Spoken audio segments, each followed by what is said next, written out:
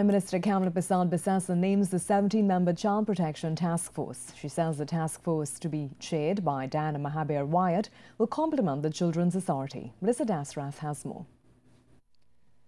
6-year-old Kiana Cumberbatch, stuffed into a shipping barrel after being bludgeoned to death and sexually assaulted in an unconscious state.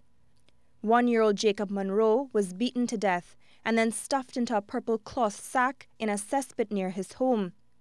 These shocking crimes against innocent children led to outcries for stronger legislation and swifter interventions. And the impassioned response from the public prompted the Prime Minister to establish a Child Protection Task Force. Today, Prime Minister Kamala Persad-Bissessar announced the names of the experts who will comprise the 17-member task force. The task force will be chaired by Diana Mahabir-Wyatt, who has been lobbying for the implementation of the Children's Bill and a fully functioning Children's Authority. And the task force includes the Honourable Mr. Clifton Dikoto, Minister of Gender, Child and Youth Development. The Honourable Razia Ahmed, Minister in the Ministry of Gender, Child and Youth Development. Ms. Sandra Jones, Permanent Secretary, Ministry of Gender, Child and Youth Development. Ms. Anna Maria Mora, Psychologist. Ms. Stephanie Daly, Senior Counsel, Chairman of the Board of Directors of the Children's Authority. Ms. Hazel Brown, Special Envoy on Women and Girls. They have been mandated to report their findings to the Prime Minister in 6 weeks' time. 1.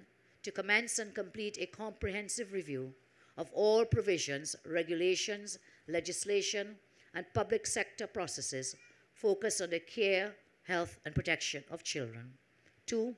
To provide recommendations on the issues which influence and create risk situations for children and how the state, through policy intervention and partnerships with NGOs, CBOs, and faith-based organizations, can roll back these risks.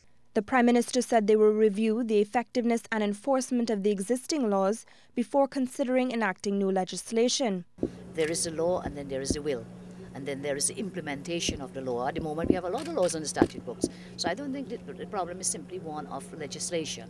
It is one of implementation of the legislation. It is one of putting the flesh onto the bones. The law is the skeleton.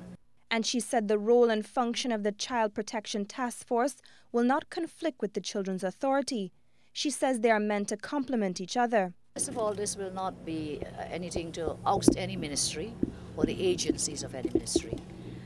It will really assist in making sure that we fully implement all the measures that are necessary for the Children's Authority to function in an improved manner.